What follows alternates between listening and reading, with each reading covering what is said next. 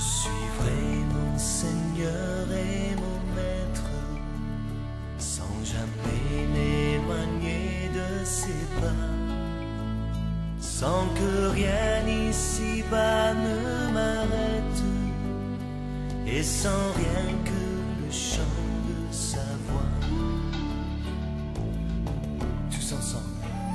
Je suivrai mon Seigneur et mon Maître, sans jamais m'éloigner de ses bras, sans que rien... Restez là et on va ouvrir la parole de Dieu dans Apocalypse 21 et nous voulons lire au verset 9. Apocalypse 21 et au verset 9.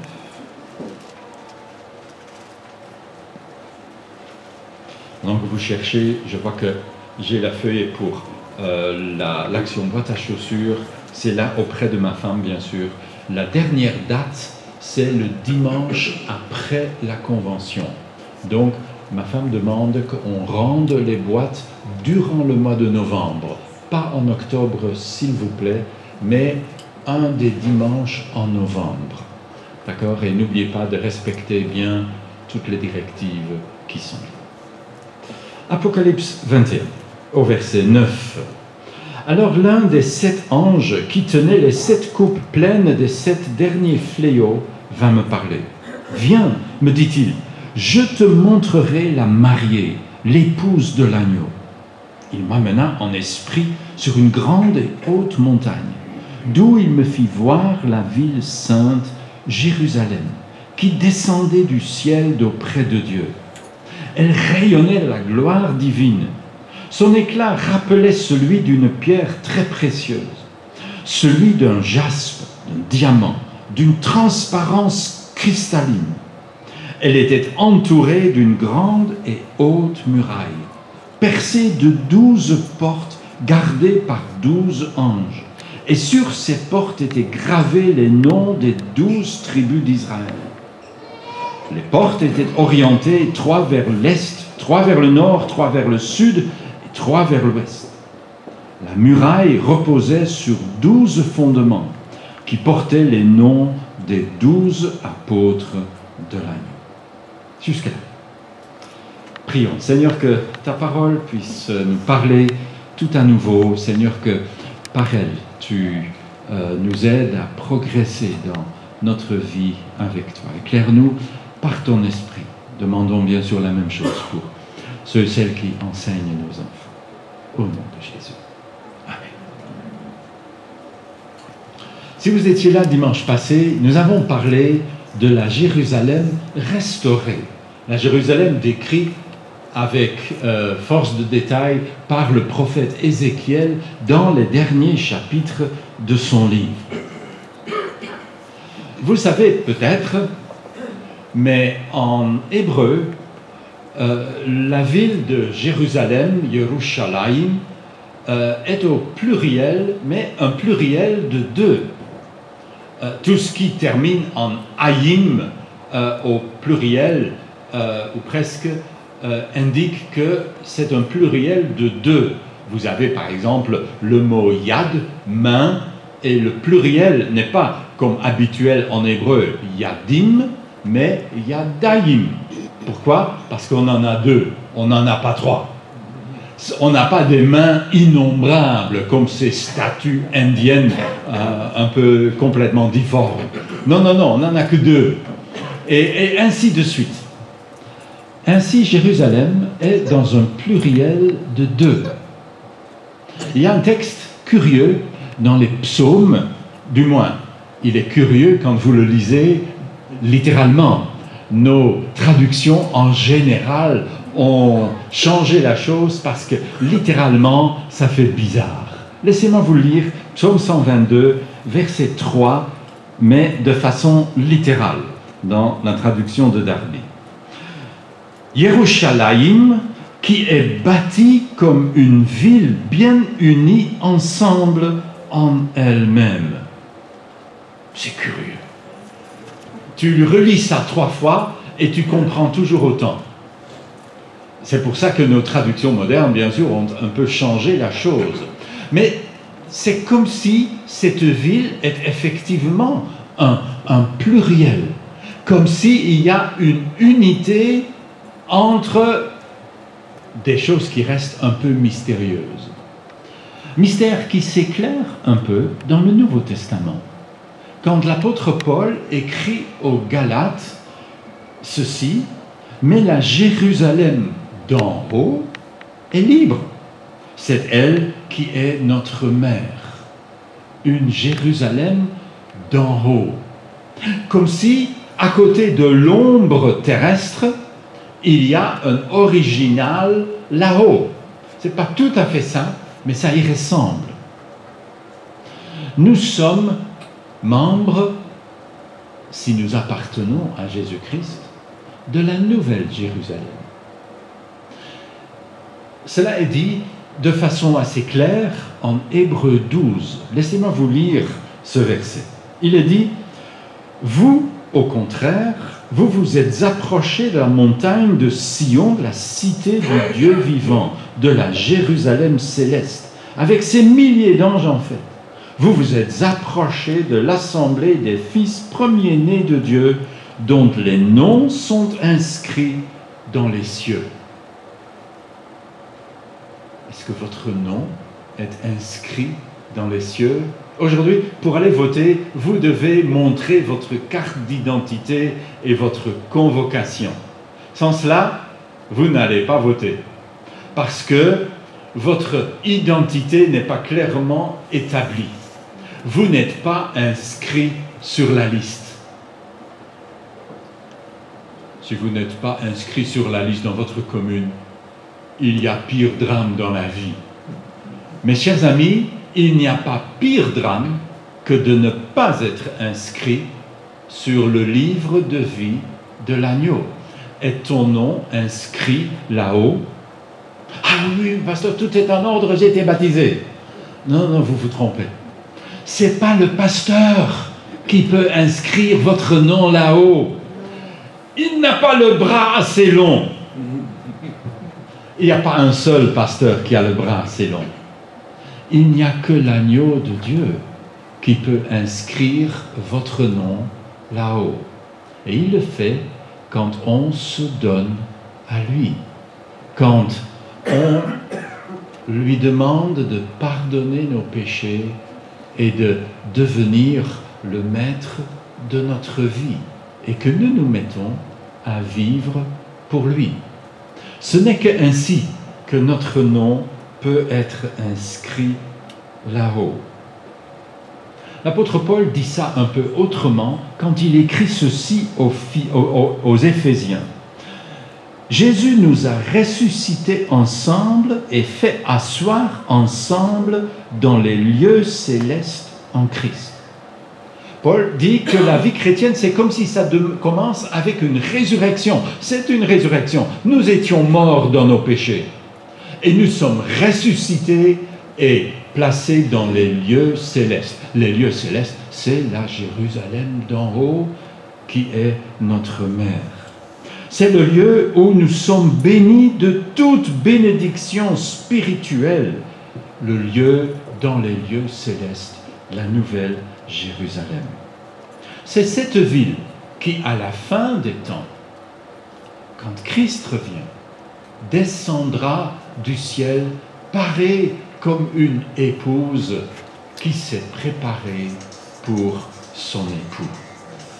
Ça se passera sans doute sur une meilleure musique que ça. Cette nouvelle Jérusalem est la résidence des saints du Dieu très haut. C'est la ville de ceux qui sont inscrits sur le livre de vie de l'agneau. Elle est d'abord une ville lumineuse, une ville pleine de lumière. Elle brille, dit Jean, comme un diamant à la transparence cristalline. Elle est la ville de lumière, du Dieu de lumière. Jésus nous dit, à nous, vous êtes la lumière du monde. Et puis il parle d'une ville bâtie sur une haute montagne qui peut être vue de partout et qui brille de 1000 feux. Nous sommes la lumière du monde. Si nous ne brillons pas, le monde est vraiment ténébreux. Mais nous sommes censés briller. Nous sommes la ville nouvelle que Christ est en train de bâtir dans ce monde de ténèbres. Autrefois, la gloire de Dieu a été accessible sur le mont Sinaï, mais personne ne pouvait s'en approcher, sinon Moïse. Et quand il est redescendu, son visage brillait et il devait se couvrir le visage pour que le peuple ne puisse pas voir que c'était passagère, cette gloire. Mais nous brillons d'une lumière qui n'est pas passagère, qui est permanente et qui va augmenter en brillance. Dieu habite une lumière inaccessible. L'Ancien Testament nous le rappelle, nul ne peut voir Dieu et vivre. C'est impossible. Quand la maman, rappelez-vous, quand la maman de Samson est rencontrée par l'ange de l'Éternel dans les champs pour lui dire qu'elle va avoir un bébé, et son mari, quand il vient la deuxième fois, et il dit « Oh, nous allons mourir, nous avons vu Dieu !» Et la femme, qui a la tête un peu mieux sur les épaules que l'homme connaissait peut-être mieux sa Bible, mais la femme dit « Mais si c'était pour nous faire mourir, il n'aurait pas dit que j'allais être enceinte. » Ah, ça, c'est une logique imparable. Mais nul ne peut voir Dieu dans sa grandeur et dans sa gloire et vivre. Nous n'avons pas les yeux faits pour ça. Nous avons des yeux impurs. Nous avons un cœur impur. Mais Jésus dit dans les béatitudes, heureux ceux dont le cœur est pur, car ils verront Dieu. Oui, mais quel espoir y a-t-il? Moi, je n'ai pas un cœur pur. J'ai beaucoup trop conscience des impuretés qui s'y attachent. Comment puis-je un jour voir Dieu? La réponse à cela, bien sûr, est ailleurs. Elle est sur une colline où se dresse une croix. Et de cette croix coule une source, un torrent, et la Bible nous dit que le sang de Christ peut rendre pur le cœur le plus mauvais. Je dois m'approcher, je dois me baigner, si je puis dire. Je dois être lavé par le sang de l'agneau. Comme le dit quelqu'un, suis le Christ sur la sainte montagne où ton cœur trouvera le repos. À la source qui coule, plus personne n'aura soif. Capitule et sois purifié. De ses mains reçois miséricorde. Pour tes péchés, accepte le pardon. Pour ton cœur et ton âme accablés par le mal, tu trouveras ici guérison. En ce lieu s'obtient la délivrance. À la croix, tu seras déchargé. Ton esprit restauré par le sang versé qui a coulé pour toi et pour moi. Oui, il y a de l'espoir pour ces cœurs impurs que nous traînons. Oui, nous serons purifiés. Et nous pouvons dès aujourd'hui nous approcher de l'agneau de Dieu qui est mort pour que des gens comme vous et moi deviennent purs. L'agneau est la lampe de cette ville, nous dit l'apôtre Jean un peu plus loin dans ce chapitre.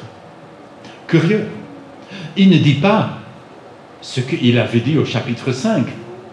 L'agneau, c'est le lion de la tribu de Juda. Le monde de l'Apocalypse a appris à le connaître, celui qui venge son peuple et qui établit enfin la justice sur cette terre de misère. Mais c'est l'agneau qui est la lampe, l'agneau qui nous frappe par sa faiblesse, l'agneau qui est là comme égorgé et qui nous purifie par son sang. Il est la lampe, il éclaire. Le secret de la lumière ne vient pas de notre puissance, mais de notre faiblesse. L'apôtre Jean dira donc dans sa première lettre, « Si nous marchons dans la lumière, tout comme Dieu lui-même est dans la lumière, alors nous sommes en communion les uns avec les autres. Et parce que Jésus, son Fils, a versé son sang, nous sommes purifiés de tout péché. » Nous sommes cette ville lumière, pas encore dans toute sa splendeur, mais nous le sommes. Et nous sommes appelés à marcher dans la lumière et ainsi à être en communion les uns avec les autres. Est-ce que nous marchons dans la lumière? Est-ce que nous sommes en communion les uns avec les autres? Est-ce que c'est une évidence que nous sommes en communion?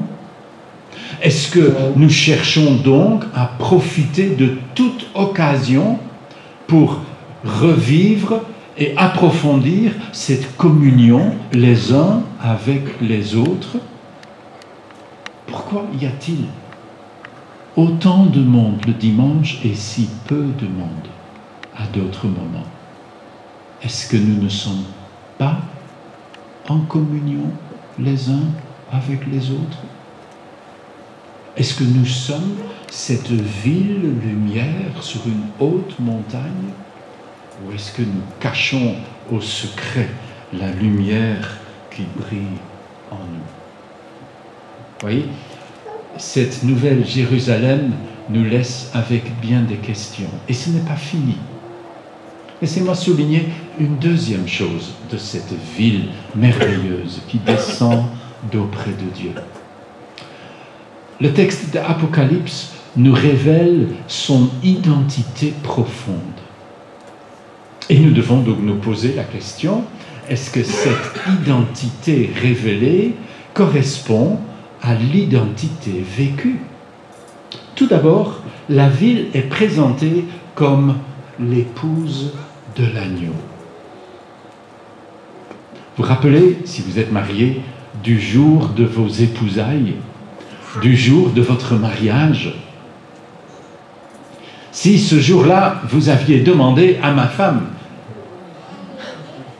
non, je ne vais pas mettre des indiscrétions ici, mais à toute épouse, le jour de son mariage, son monde se limite à ce beau garçon qui est à côté d'elle.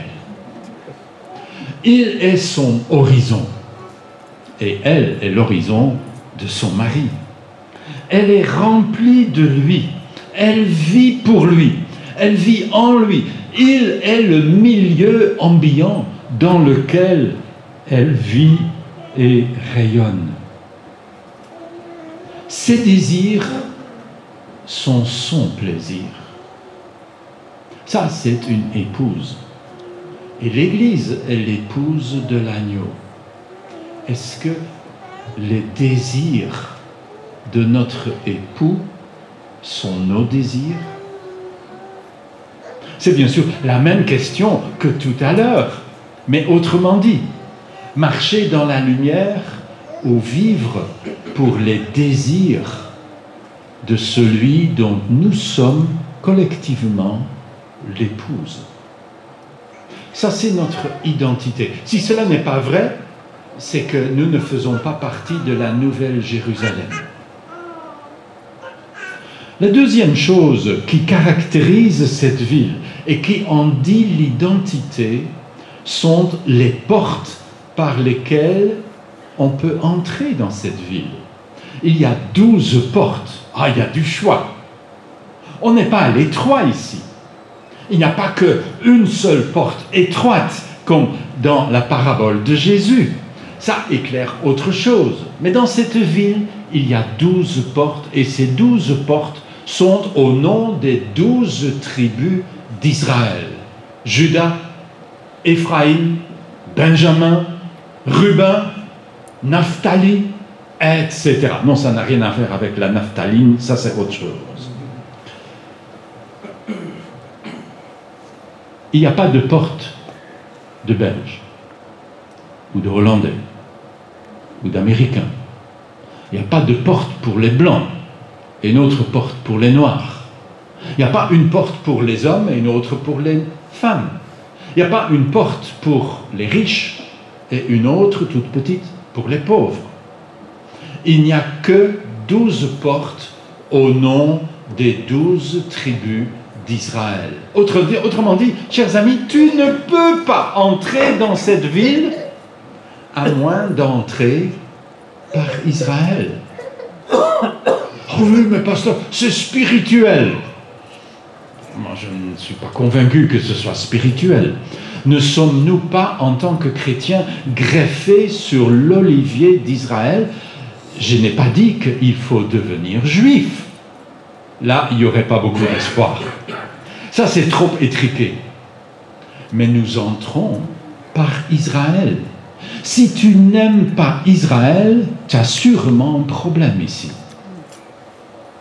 Voyez, on est de la même famille. Quand je suis né à Jérusalem, je suis de la même famille qu'Israël. Vous n'êtes pas né à Jérusalem? Moi, oui. Je n'y ai jamais mis les pieds, mais j'y suis né. Oui? Non? Laissez-moi vous lire ça dans la Bible, dans un des autres psaumes qui parle de Jérusalem. Psaume 87. L'Éternel aime la ville de Sion plus que tout autre lieu du pays de Jacob. Et un peu plus loin, de Sion, on dira, tout homme est né ici. Et le Très-Haut lui-même la maintient fermement. Tout homme est né ici. Moi, je suis né là-bas. Et je suis heureux d'être né là-bas. Moi, je suis né à 2 endroits. Quelle richesse! Quelle opulence! L'Éternel aime cette ville. Et si tu n'es pas identifié, si tu n'acceptes pas d'être identifié par Israël, je crains que tu aies un problème aux portes de cette ville. Il y a cette curiosité aujourd'hui de chrétiens qui n'aiment pas Israël. Mais c'est une curiosité étrange. Comment veux-tu entrer dans une ville dont les 12 portes sont au nom des 12 tribus d'Israël? Et puis il y a une troisième identification. Elle est juste dans le verset après, nous l'avons lu tout à l'heure. La muraille repose sur 12 fondements qui portaient les noms des 12 apôtres de l'agneau. Qu'en est-il du fondement? Le fondement, c'est là. L'apôtre Paul écrira ça aux Éphésiens quand il dit « Dieu vous a intégré à l'édifice qu'il construit sur le fondement que sont les apôtres et les prophètes, et dont Jésus-Christ lui-même est la pierre principale. » Les apôtres et les prophètes. Ah, aujourd'hui, dans le christianisme bizarre moderne, on a opulence d'apôtres et de prophètes. Il y a des milieux où on aime être appelé apôtre. Mais ce ne sont pas ces apôtres de paille dont parle l'Écriture. Le fondement des apôtres et des prophètes, c'est bien sûr la parole de Dieu. L'Ancien Testament est écrit par les prophètes. Et on accepte les livres de l'Ancien Testament parce qu'ils peuvent se retracer au ministère d'un prophète. Et dans le Nouveau Testament, le rôle est tenu par les 12 apôtres de Christ. Alors, est-ce que nous sommes bâtis sur le fondement des apôtres et des prophètes? Est-ce que nous sommes bâtis sur le roc sûr de la parole de Dieu? Est-ce qu'elle est le fondement de votre vie? Pas quelque chose comme une pierre que vous admirez et que vous mettez à côté. Ah, ça, il y a une belle pierre, comme le diamant de Roberto de tout à l'heure. Mais le fondement, celui sur lequel tu tiens tout le temps. Quelque chose qui est réel et actuel dans ta vie. Ça, c'est notre identité. Épouse de l'agneau. Tout d'abord, liée personnellement, intimement à Jésus-Christ. Deuxièmement, on entre par les portes au nom des 12 tribus. Si vous voulez entrer autrement, il va vous falloir trouver une longue échelle. Le mur a plus de 70 mètres de hauteur. Et je ne suis pas sûr qu'on fabrique des échelles de cette hauteur. Donc, on n'entre que par là. Et fondé sur le fondement des apôtres et des prophètes. Jésus-Christ étant la pierre angulaire. La troisième chose, et la dernière chose que j'aimerais souligner ici, c'est ce qui est écrit juste un petit peu plus loin. Au verset suivant, Jean va mesurer cette ville. Ézéchiel, si vous vous souvenez de la semaine passée, Ézéchiel avait mesuré la Jérusalem restaurée, elle aussi avec 12 portes, 3 au nord, 3 au sud, 3 à l'ouest, 3 à l'est. Ézéchiel nous donne le nom des portes. Jean dit seulement qu'ils étaient au nom des 12 tribus. Et la ville restaurée de Jérusalem mesure 2,25 km de côté. Ça fait le pourtour, j'ai dit tout à l'heure, ça fait 10 km, et Ni m'a aussi vite corrigé, il dit non, ça fait 9. Bon, je fais confiance au calcul des uns et des autres. Mais ici, c'est tout autre chose. Ça fait 2200 km de côté. Alors, si vous voulez faire le tour de la ville, prenez un sac à dos, vous aurez besoin de passer du temps. C'est une ville gigantesque dont la longueur, la hauteur et la largeur sont identiques. Cette ville est un cube. Ceux qui connaissent leur Bible savent que le lieu très saint, dans le tabernacle, autant que dans le temple, était un cube. Dans le tabernacle, un cube d'une dizaine de mètres. Ici, un cube de 2200 kilomètres. Ça fait 4 840 000 mètres carrés. Ça fait plus de 10 millions de mètres cubes. Juste rappel, la station spatiale tourne au-dessus de nos têtes à environ 375 mètres. Cette ville pointe à 2200 kilomètres. Ah oui, mais ça, c'est pas possible. Non, sans doute pas dans les 3 dimensions étriquées de notre monde. Mais nous ne sommes pas dans ces dimensions-là. Ici, nous sommes dans les dimensions de l'éternité, dans la dimension de Dieu. Dans cette ville, rappelez-vous, quand elle se pose sur cette terre, elle est remplie des chrétiens, des croyants ressuscités, au corps glorieux, au corps qui vit, lui aussi, dans les dimensions de l'éternité. Ce n'est pas une ville ordinaire, c'est une ville de lumière. Elle est là comme une colonne de lumière et encore visible pour qui? Il faut encore que ça te soit donné pour l'avoir, sinon probablement invisible, mais ô combien réel. Le Christ, quand il prenait le pain avec ses disciples, lui, ressuscité, avait l'air extrêmement réel. quand l'instant après il était disparu, était-il donc moins réel?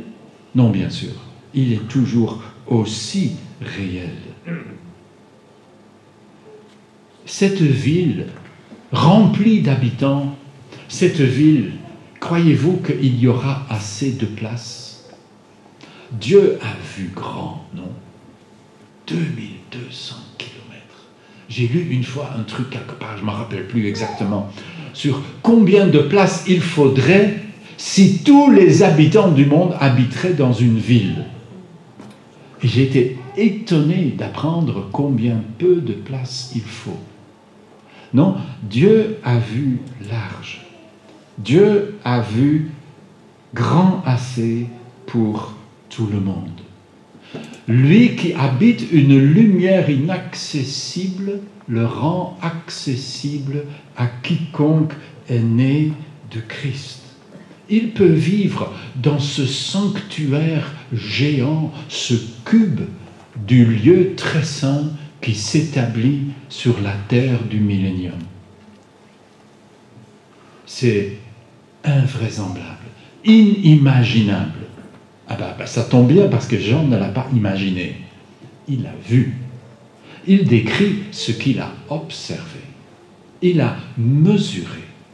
Il n'avait pas l'impression qu'il était devant une image, mais devant une réalité. C'est pas très étriqué. Si vous voulez ne pas avoir de la place, allez en enfer. Là, il y aura du monde et il n'y a pas beaucoup de place. Ce sera infernal. Mais si vous voulez de la place, prévoyez de vous d'être inscrit sur le livre de vie de l'agneau. Dieu lance une invitation royale. Vous connaissez Jean 3,16. Laissez-moi vous lire Jean 3,16 de l'Ancien Testament. Ah, ça, on ne connaît pas. Je vais vous lire l'équivalent de Jean 3,16 dans l'Ancien Testament. Rappelez-vous de la référence, Ésaïe 45, 22. Ce n'est pas plus difficile que Jean 3,16, c'est juste qu'il faut prendre l'habitude. Et il est écrit ceci en Ésaïe 45, verset 22, où c'est Dieu qui parle. « Tournez-vous donc vers moi, et vous serez sauvés, vous tous qui habitez les confins de la terre. Car moi seul, je suis Dieu. Il n'y en a pas d'autre. » Dieu prévoit de la place pour tout le monde. Dieu invite tout le monde. Ce n'est pas une invitation qu'on peut en lancer.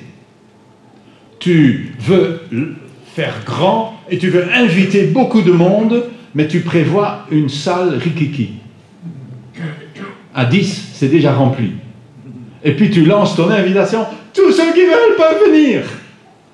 Mon œil, si seulement il devrait te prendre au mot, tu aurais mal au cœur avec tes 10 places dans ta petite salle. Mais Dieu n'est pas comme ça. Il a prévu la place. Venez. Ah, le prendre au mot? Mais Dieu ne va pas dire, je vous invite tous, mais j'espère que la plupart vont dire non, parce que sinon il n'y aura pas assez de place. Dieu n'est pas comme ça. Il aime à tel point le monde qu'il a donné son Fils unique afin que quiconque, c'est la même chose, quiconque, jusqu'aux confins de la terre, venez, il y a de la place. Dieu a de la place pour tout le monde. Cette ville gigantesque montre que Dieu est sérieux. Vous vous rappelez de l'arche de Noé et les mesures de l'arche de Noé? Vous vous rappelez que quand on a analysé cela, on a découvert qu'il y avait beaucoup de places vides, qu'il y a 8 hommes qui ont trouvé place, mais s'il y avait eu un multiple, il y aurait toujours assez de place. Dieu ne prévoit jamais trop étroit. Dieu prévoit large. Alors, l'invitation est à chacun et à chacune. est-ce que vous viendriez? Est-ce que vous serez là? Quand cette ville descend dans la splendeur céleste, est-ce que vous serez là? Est-ce que votre nom est inscrit sur le livre de vie de l'agneau? Vous êtes invités. Voilà l'avenir que Dieu réserve aux siens. Ce sera au-delà de toute parole. Je ne peux même pas commencer à décrire cela.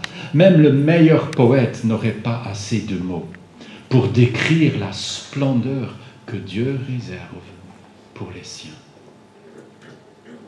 Serez-vous là quand cette ville descend du ciel? Pour cela, il faut venir à la lumière. Dieu a mis ça dans la nature tout autour de nous. En nuit noire, allume un feu et tu verras. Bientôt ça va grouiller. Le monde entier va venir. Non, peut-être pas le monde entier, mais les bêtes et les bestioles de toutes parts vont être attirées par la lumière. Il n'y a que les hommes qui fuient la lumière. Il n'y a que les hommes qui sont assez stupides pour fuir la lumière qui sauve. Et ils fuient dans les ténèbres de la perdition. Est-ce que vous serez là? Est-ce que quand cette ville descend, vous serez là? Oh, je ne sais pas dans quelle rue, c'est pas important. Mais il y a de la place. Et quiconque vient à la lumière, quiconque vient à Jésus-Christ, et quiconque lui demande d'être lavé dans son sang à la source qui coule de la croix, il sera là. Parole de Dieu qui ne ment pas. Il sera là. Ton nom est-il inscrit dans le livre de vie de l'agneau? Alors bientôt, même très bientôt, tu vas voir le Seigneur. Là-haut, plus de pleurs. Là-haut, plus de morts. Nous allons voir le Seigneur. Celui que nul ne peut voir et vivre, nous le verrons et nous vivrons éternellement. Êtes-vous dans la société de la Nouvelle Jérusalem, la société de Jésus-Christ, de l'agneau de Dieu? Prions ensemble. Seigneur notre Dieu, nous te rendons grâce pour ta parole. Seigneur, aide-nous à avoir cette assurance réelle que notre nom est inscrit dans le livre de vie de l'agneau. Seigneur, que nous ne puissions pas être dans l'incertitude. Seigneur, que notre vie puisse témoigner de cela. Que nous puissions être lumière comme tu es lumière.